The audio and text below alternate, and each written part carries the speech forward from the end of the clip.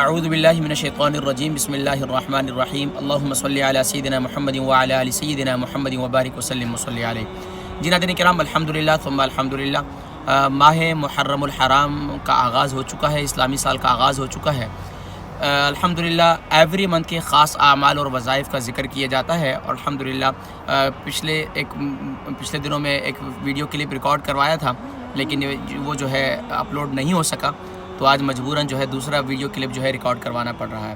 بہرحال ماہ محرم الحرام جو ہے بڑی برکتوں والا مہینہ ہے، اس کے بڑے خاص اعمال اور وظائف ہیں، لیکن سب سے بڑا خاص عمل ہمیں سبحان اللہ اہل بیت اطہار کی زندگی سے ملتا ہے، وہ ہے سبحان اللہ امام حسین رضی اللہ تعالی عنہ نے آخری وقت بھی یعنی کہ نماز کو نہیں چھوڑا، یعنی کہ آخری وقت بھی آپ نے یہ فرمایا کہ مجھے نماز کی اجازت دی جائے، اور آپ نے اس وقت بھی نماز کو نہیں چھوڑا۔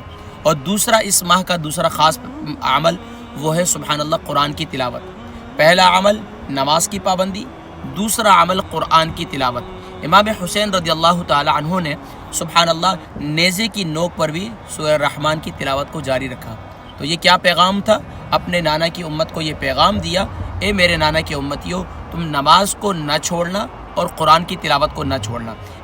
دو کام تو آپ نے یہ کرنے ہیں۔ اس کے ساتھ ساتھ جو خاص عمل ہے اس مہینے کا خاص عمل، وہ الحمدللہ وہ میں اس کا ذکر کرتا ہوں۔ بزرگان دین کے معمولات میں سے مختلف وظائف ملتے ہیں، مختلف اوراد ملتے ہیں، لیکن خاص طور پر اس مہینے کا جو خاص عمل ہے وہ ہے سبحان اللہ 5واں کلمے کی کثرت۔ 5ویں کلمے کی کثرت، اگر کسی کے 5ویں کلمے کی کثرت نہیں کر سکتے تو آپ کم سے کم بھی آپ جو ہے پہلا کلمہ کثرت سے پڑھتے رہیں، پہلا کلمہ کثرت سے پڑھتے رہیں۔ اور اس کے ساتھ ساتھ جو آپ نے خاص عمل کرنا ہے وہ ہے سبحان اللہ سبوح قدوس ربنا ورب الملائکۃ والروح۔ سبوح قدوس ربنا ورب الملائکۃ والروح۔ روزانہ پابندی کے ساتھ اس کی ایک تسبیح پڑھیں اور اللہ کی بارگاہ میں دعا کریں۔ ماہ محرم الحرام کے خاص اعمال ہیں، اس میں خاص طور پر یوم عاشورہ کا روزہ ہے، 10 محرم الحرام کا روزہ ضرور رکھیں۔ اگر آپ ماشاءاللہ 9 کا بھی ساتھ میں رکھیں تو بہت اچھا عمل ہے، اور اس کے ساتھ ساتھ اگر 9 کا نہ رکھ سکیں تو پھر 10 اور 11 کا ساتھ میں رکھیں۔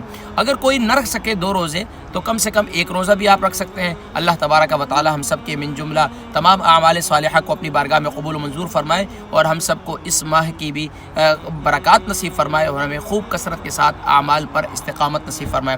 انشاءاللہ وقتاً فوقتاً آپ سے پھر ملاقات رہے گی۔ اپنی دعاؤں میں یاد رکھیے گا۔ السلام علیکم ورحمۃ اللہ وبرکاتہ۔